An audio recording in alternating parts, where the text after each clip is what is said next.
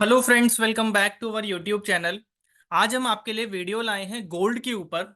हम इसमें बताएंगे कि गोल्ड में आप कैसे इन्वेस्ट कर सकते हैं, गोल्ड को बेचने पर क्या टैक्स लगते हैं, कितना गोल्ड आप होल्ड कर सकते हैं, इनकम टैक्स डिपार्टमेंट का इसके ऊपर क्या क्लैरिफिकेशन है, अगर इनकम टैक्स डिपार्टमेंट आपसे गोल्ड का प्रूफ मांगता है तो आप क्या प्रूफ देकर के गोल्ड की होल्डिंग को सब्सटैंशिएट कर सकते हैं।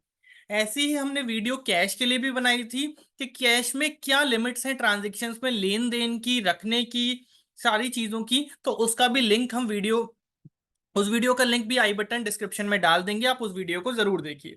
तो चलिए वीडियो को शुरू करते हैं। गोल्ड, तो गोल्ड में कैसे इन्वेस्ट कर सकते हैं? तो पांच तरीके हैं गोल्ड में इन्वेस्ट करने के, मोटे मोटे पांच तरीके हमने यहाँ पर डिस्कस करे हैं। सबसे पहला तरीका तो सभी को मालूम है कि भाई फिजिकल गोल्ड। फिजिकल गोल्ड का मतलब क्या है? भाई आप बाजार जाइए, गोल्ड खरीद लाइए, लेकिन फिजिकल गोल्ड के बड़े ही लिमिटेशंस हैं।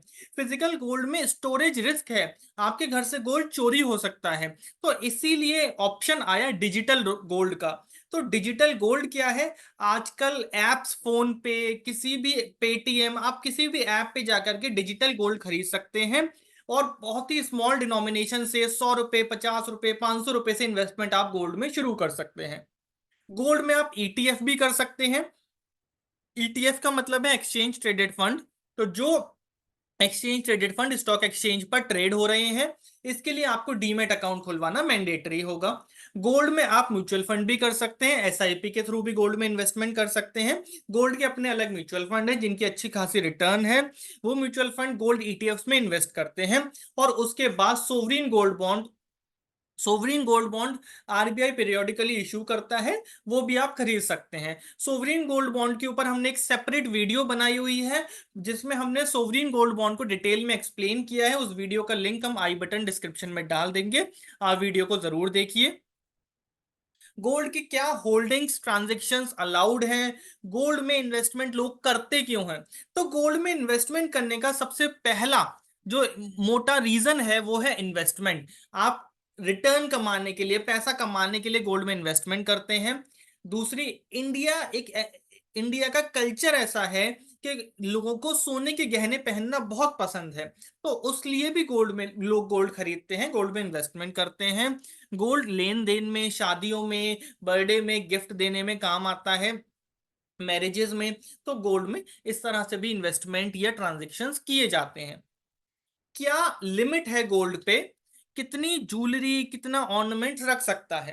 तो इस पर सीबीडीटी ने 1994 में एक सर्कुलर निकाला था जिसमें उसने कहा था, no proof of investment is necessary for gold possessed within the authorised limits.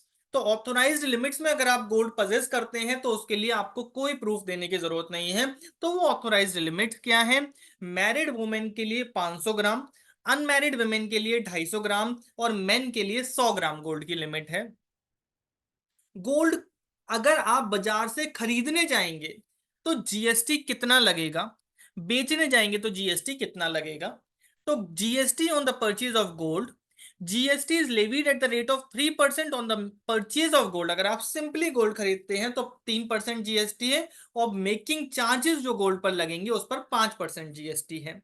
अगर आप पुराना गोल्ड देकर के नया गोल्ड लेते हैं तो जीएसटी नहीं लगेगा, सिर्फ डिफरेंशियल पोर्शन पर लगेगा जो आप नया गोल्ड एक्स्ट्रा ले रहे होंगे। आप जिस गोल्ड को सेल करने जाएंगे तो कोई जीएसटी नहीं लगता है।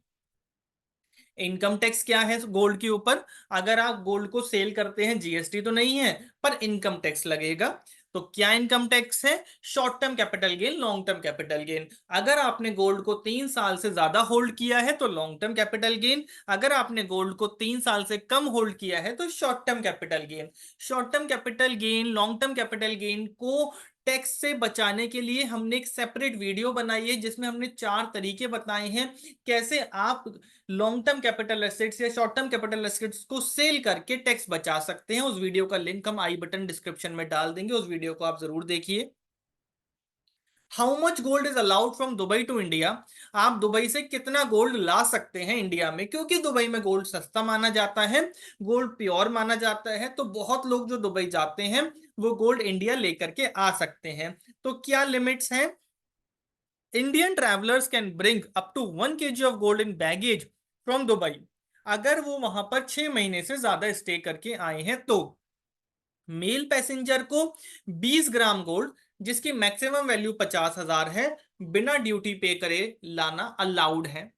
फीमेल पैसेंजर को 1 लाख रुपए तक का 40 ग्राम गोल्ड बिना ड्यूटी पे करे लाना अलाउड है। बच्चा अगर 15 साल से कम की उम्र का है तो उसको भी 40 ग्राम तक का अलाउड है बिना कोई ड्यूटी दिए। दिस इंक्लूड्स गिफ्ट्स और presents given to the child in the form of gold. However, child carrying or buying gold from Dubai must have identity proof of his or her relationship with the adult accompanying the child। जो बच्चे के साथ adult आ रहे हैं उनका parents का कैसे भी पेरेंट्स प्रूफ करना बहुत जरूरी है।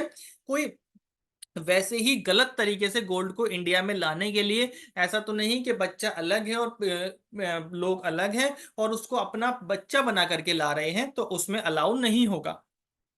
कस्टम ड्यूटी क्या है? अगर आप एक्सेस गोल्ड लाते हैं जो लिमिट से ज्यादा है, जो लिमिट में अलाउड है उससे ज्यादा गोल्ड लाएंगे तो कितना कस्टम ड्यूटी है? 40 से 100 ग्राम के ऊपर 3%, 100 से 200 ग्राम के ऊपर 6%, और 200 ग्राम से भी ज्यादा है तो 10%।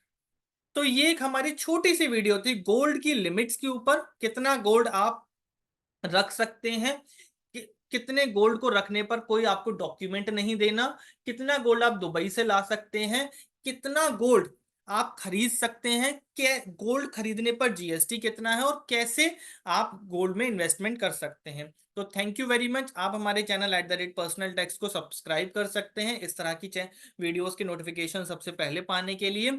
आप हमें कमेंट्स में बता सकते हैं कि आप हमसे किन और टॉपिक्स के ऊपर वीडियोस चाहते हैं। Thank you very